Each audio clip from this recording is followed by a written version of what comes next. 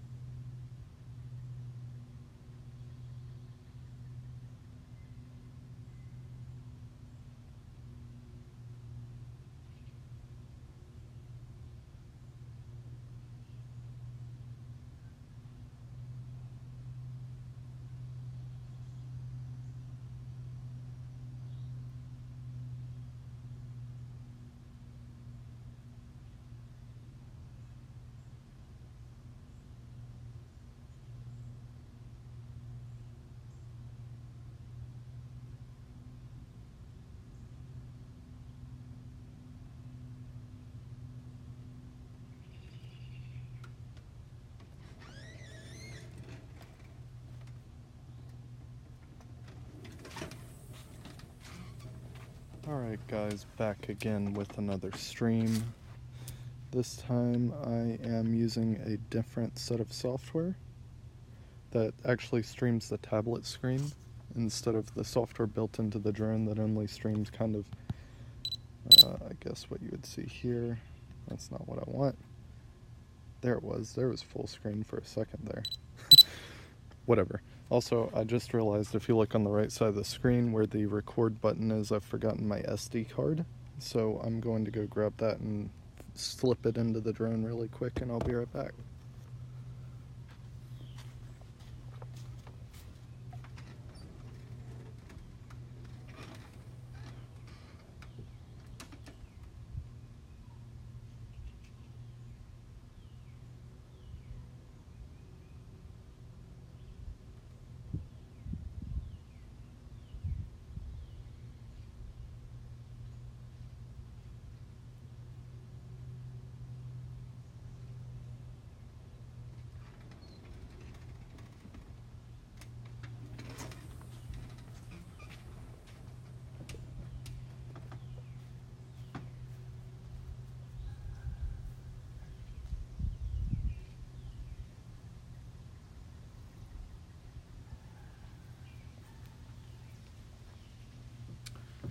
Also, on my way back inside, I checked my Discord, and thank you guys for leaving some feedback. I've really been having issues getting this to work recently, as a couple of you probably know.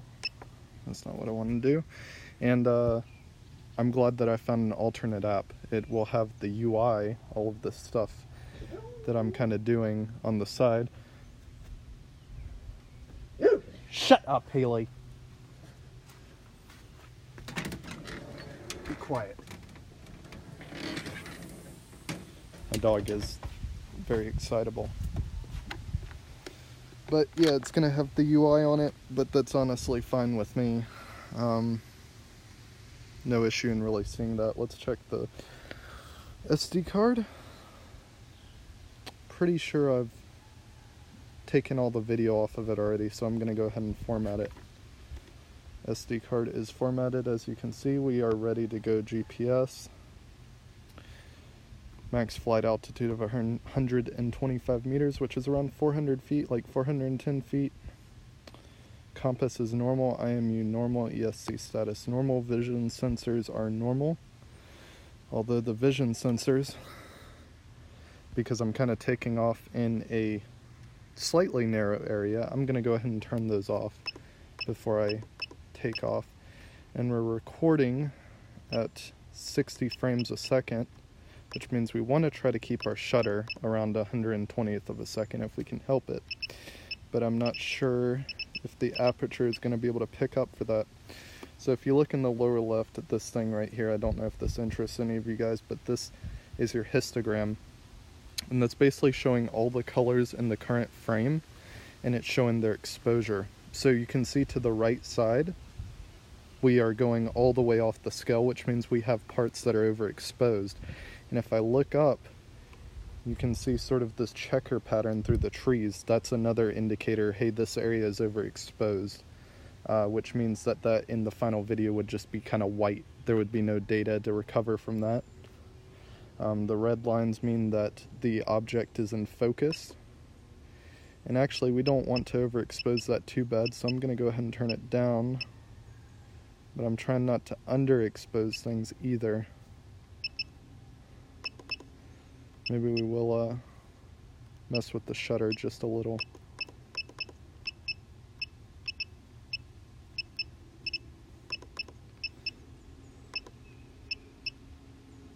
Alright, I think that's about as good as it's going to get, honestly.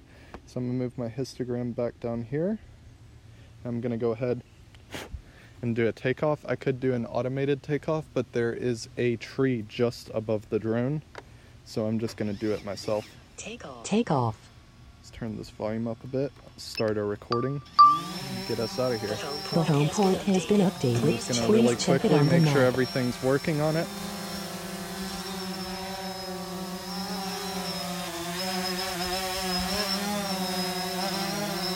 Looks like we're good on everything, so I'm going to go ahead and take it up. And there's a narrow spot between the trees. I can take it to get it up high. There we go. So I'm going to go ahead and expose down a bit. So I actually need to use my shutter speed for that. There we go. Now we've got some sky.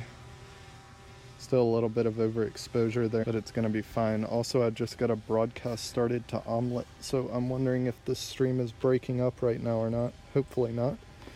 But I am standing outside the house. I was going to do this inside, but somebody is asleep and I don't want to wake them up. So I'm doing this outside for the time being, but I'm thinking if I had this going inside, the stream would be even more reliable. Alright, I'm going to go ahead and push it up to 400 feet. Getting a lot of breakup and sort of interference, and that's because I'm standing right next to this trailer. And it's very bad for interference.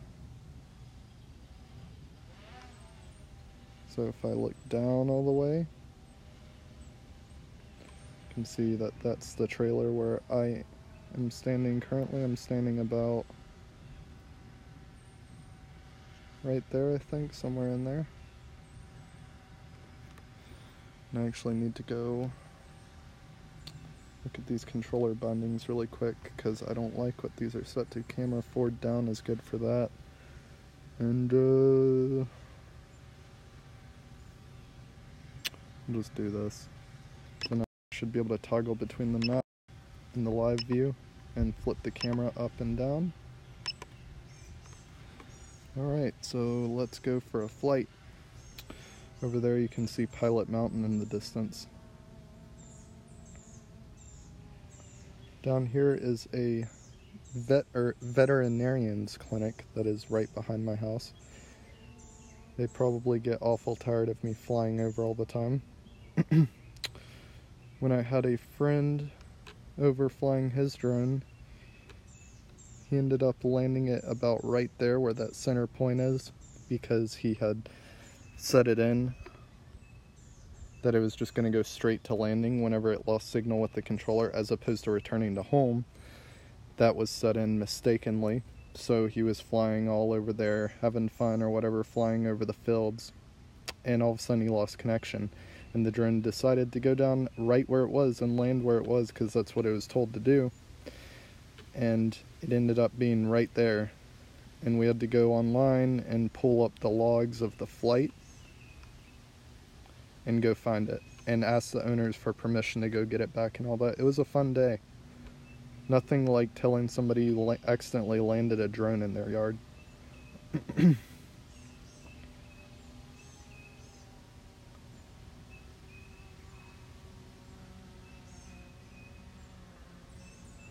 Let's see what they've been doing up the road. They're planning on building a school close to here. They're planning on building a school close to here. And I'm kind of curious if they've been doing anything up the road.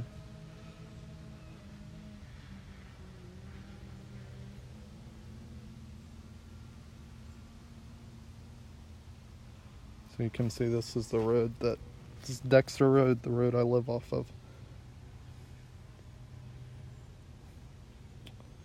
And I don't see anything, but I know they have been chopping down some trees. They just must not be chopping down that many. I'm gonna try not to get into people's business too much.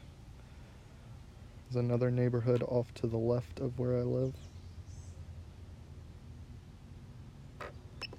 Let's expose that down a bit, because we're getting a lot of overexposure. That's a little better. So in case anyone's curious, I'll just show you one of the intelligent flight modes on this drone that's pretty useful. Getting a lot of breakup today with the light bridge, the transmission system. I'm getting quite a bit of breakup. So I want kind of a sideways shot of this.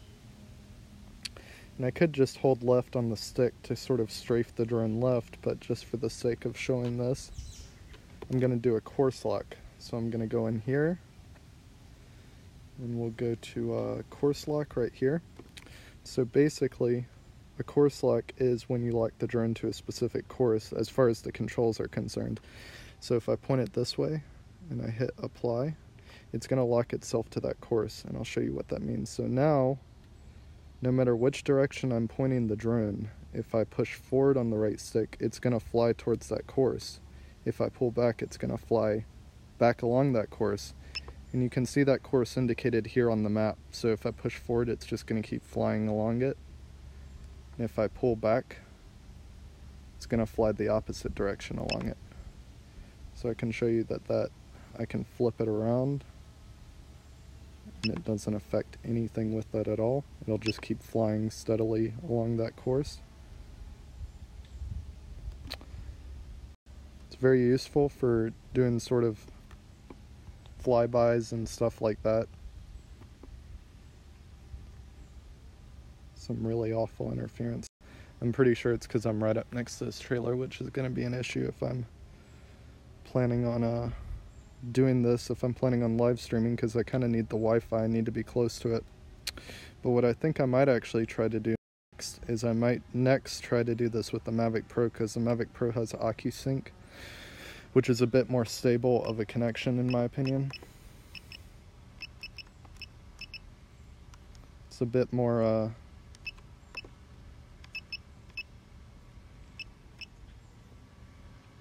stable of a connection transmission back down to the smart device, so maybe that'll work a bit better. I can see it up there.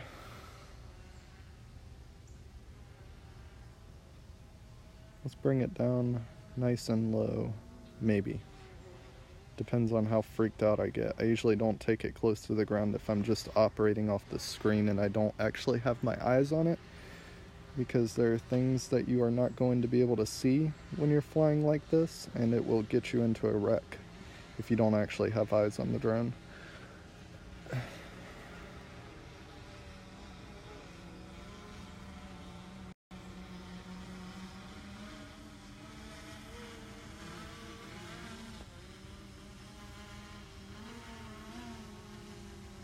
Still getting a lot of breakup. So how close are we to the tree line? We actually haven't even hit the tree line yet, it looks like.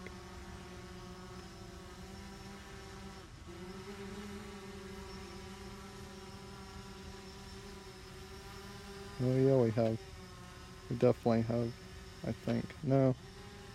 We can still go a little lower.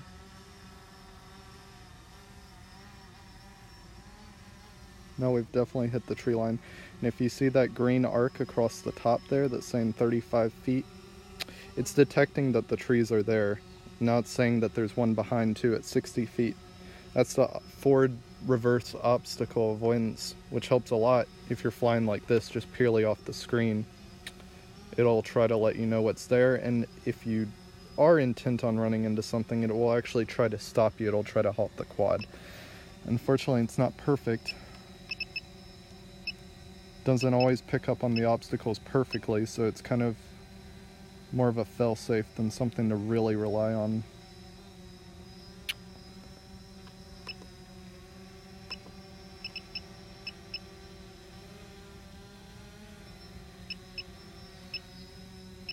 Definitely getting a lot of breakup.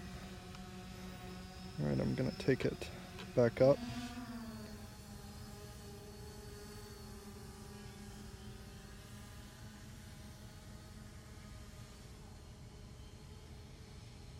I think I'm gonna go ahead and bring it down, and right after this I might try this with the Mavic to see if that operates any better without all this breakup.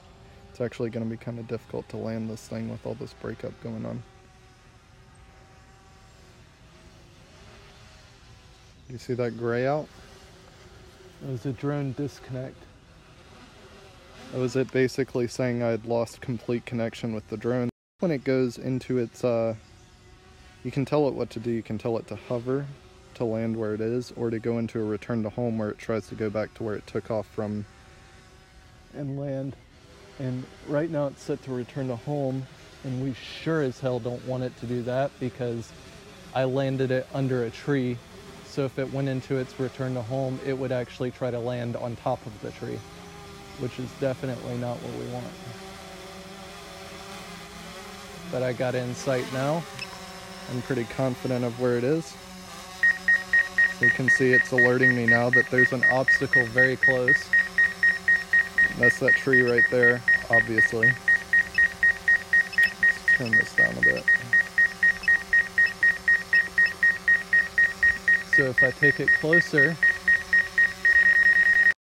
there, it's not going to let me go any further forward, because it knows that there's an obstacle close, and it knows I'm stupid and it doesn't want me to hit it.